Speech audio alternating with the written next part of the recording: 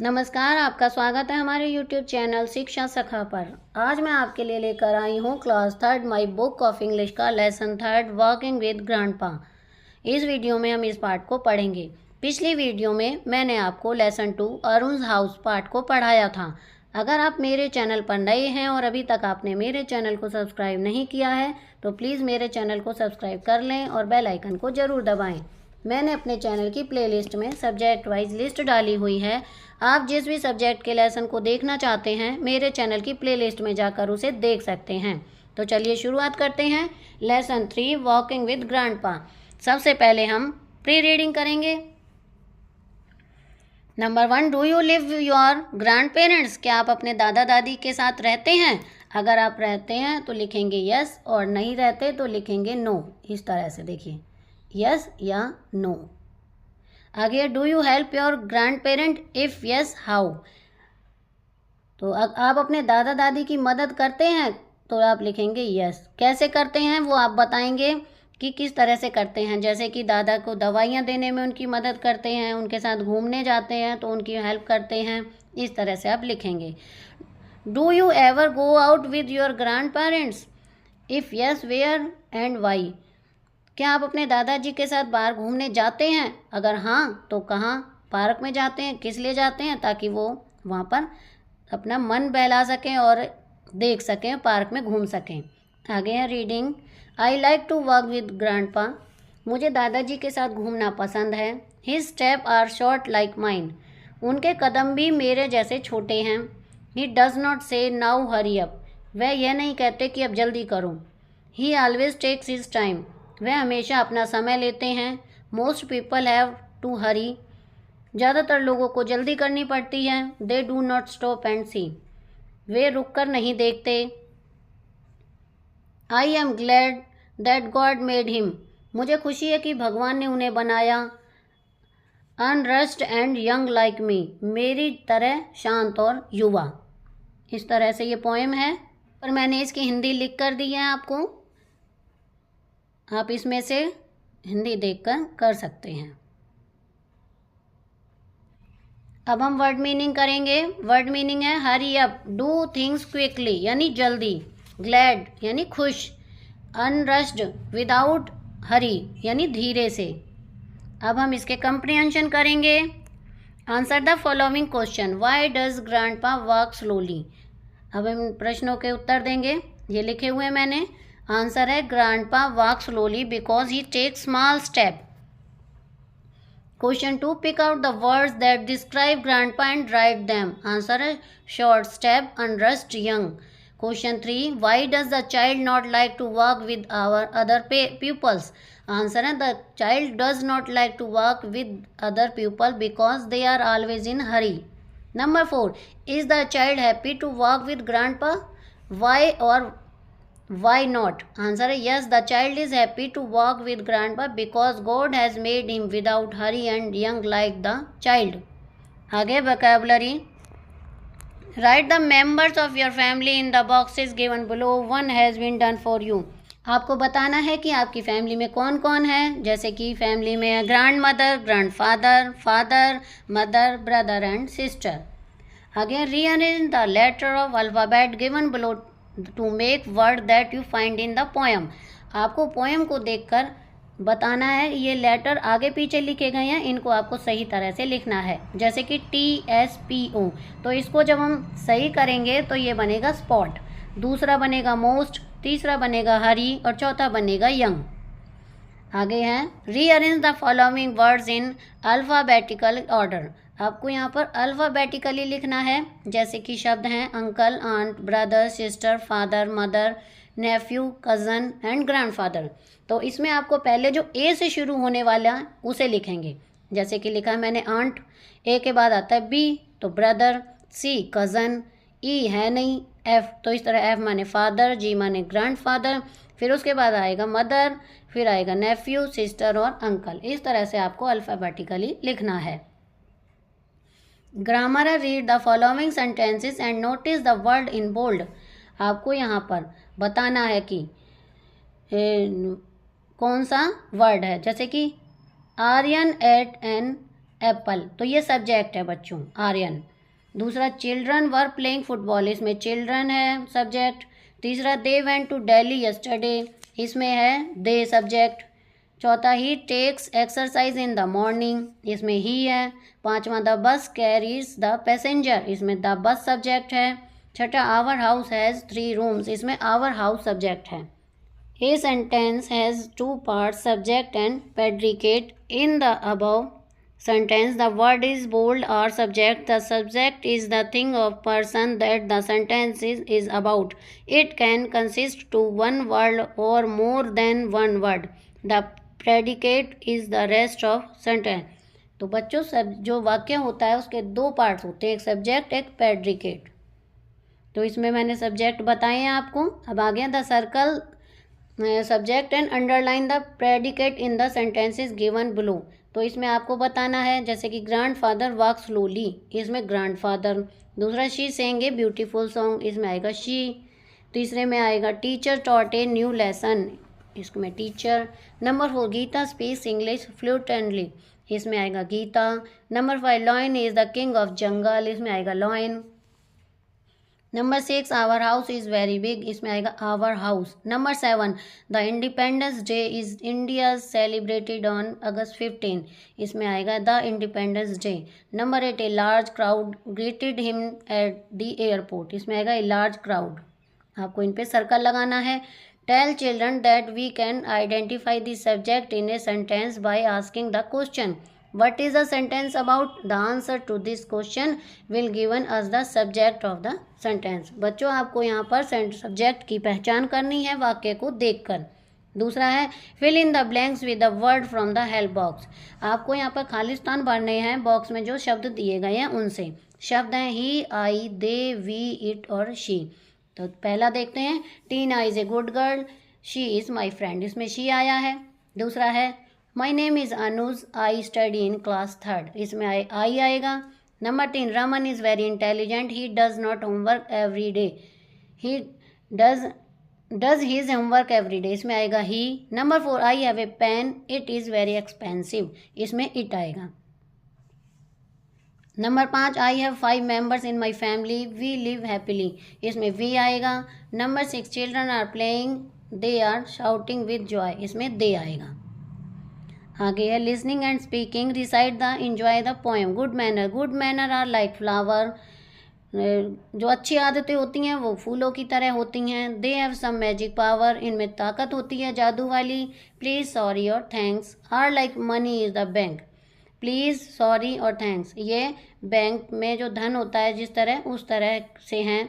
Use them and सी, उन्हें use करो और देखो। How good you can be, तुम कैसे अच्छे बन सकते हो। Remember if you ask the something you usually से प्लीज़, अगर आपको किसी से कुछ कहना है तो आप प्लीज़ कहें, उसके बाद बोलें। If someone does something nice for you, you say thank you. If you do something wrong, you say sorry, अगर आपने कुछ गलत किया तो आप सॉरी बोलें। आगे writing Rahul a boy of class 3 is talking to his grandpa. He wishes to know the birthday of his grandpa. His grandpa tells him that his birthday falls on May 29.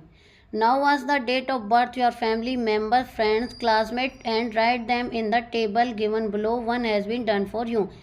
Rahul तीसरी क्लास में पढ़ता है, दादाजी से बात कर रहा है और उसने अपने दादाजी को हैप्पी बर्थडे बोला है। उनके दादाजी ने बताया कि उनका जन्मदिन 29 मई को आता है।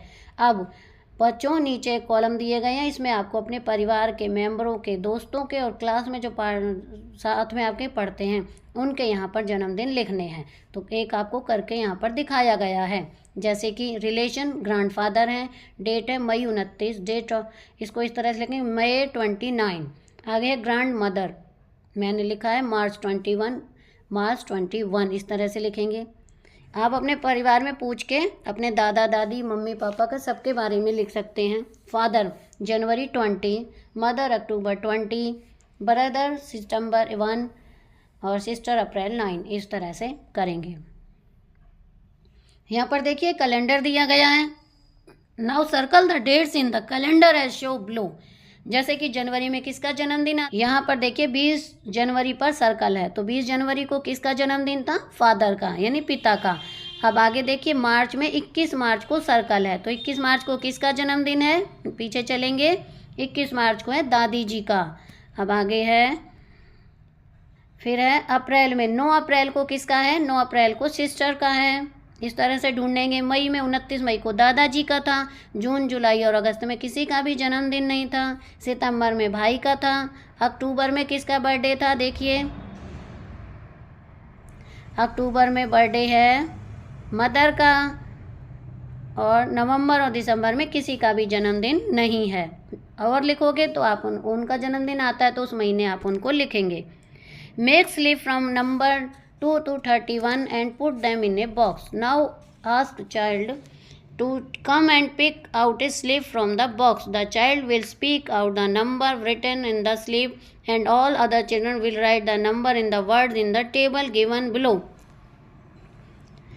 In the end, speak out of any 5 numbers and ask children to write them in the empty box. One has been done for you. 2 से लेकर 31 नंबर तक एक बॉक्स में नंबरों को डालना है और हर बच्चे से कहना है कि वो एक एक करके एक स्लिप को उठाएं। बच्चा जो भी नंबर बोलेगा और दूसरे बच्चे उनको लिखेंगे और फिर उन्हें शब्दों में भी लिखेंगे। तो एक आपको करके दिखाया गया है, तो चलिए शुरू करते हैं। जैसे कि 1, तो इसमें लिखेंगे ONE 1। 2 WO, तो 1 से लेकर ये देखिए 6 7 8 9 10 11 12 13 14, ये पूरा देखिए 31 तक, हाँ यहाँ तक आपको करके दिखाया गया है। तो आप इस तरह से इसे लिखेंगे। आगे है, look at the picture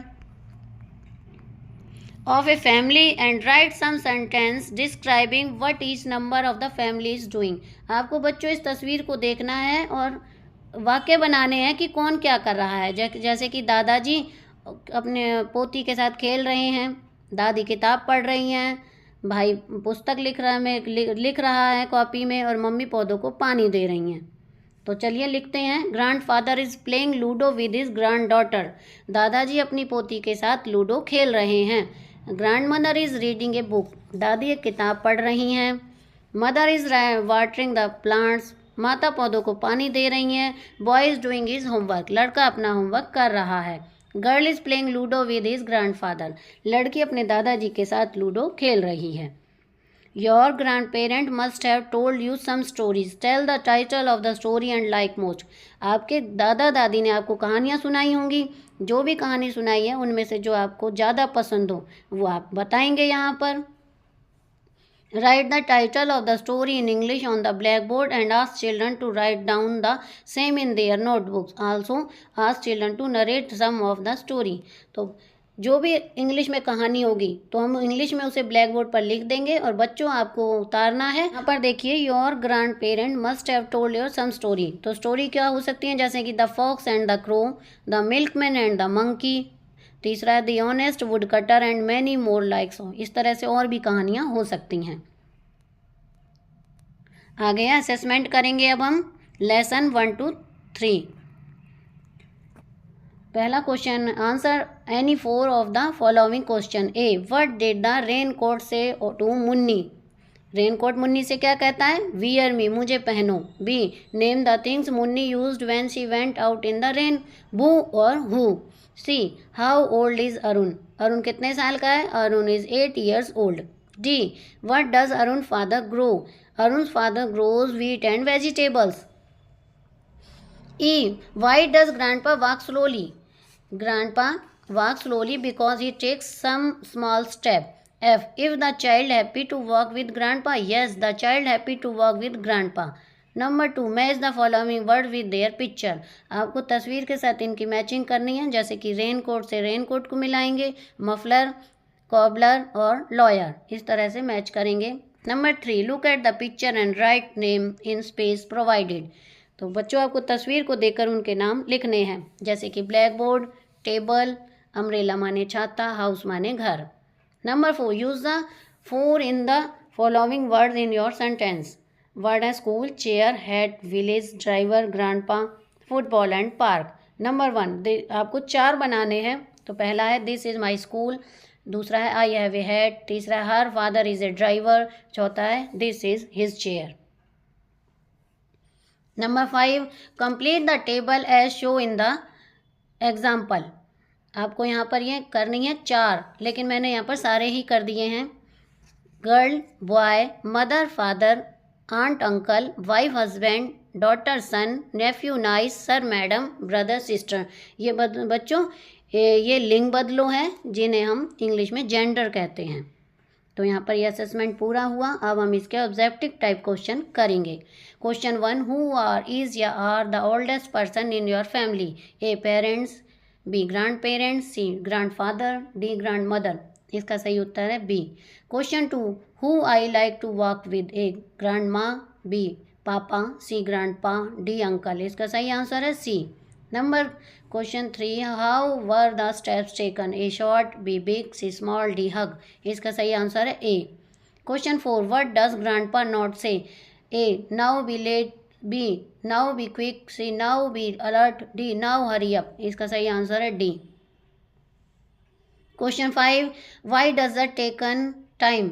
A because he is jogging, B because he is old, because his step are short, D because he is with girl. इसका सही आंसर है सी।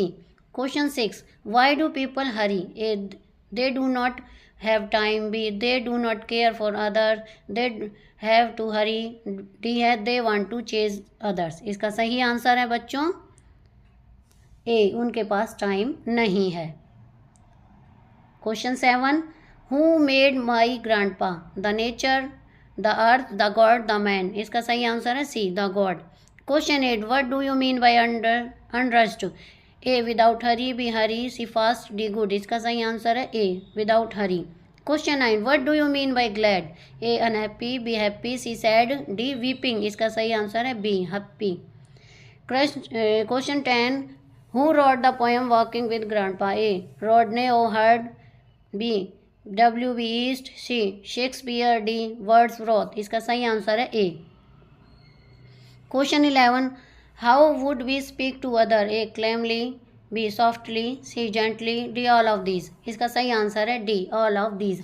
तो यहाँ पर हमारा लेसन 3 कंप्लीट हो गया है। अगली वीडियो में मैं आपको lesson 4 the monkey and the elephant part को करवाऊंगी। आपको मेरी ये वीडियो कैसी लगी मुझे कमेंट करके ज़रूर बताएं। वीडियो को लाइक करें, शेयर करें और चैनल को सब्सक्राइब करना ना भूलें। Thank you.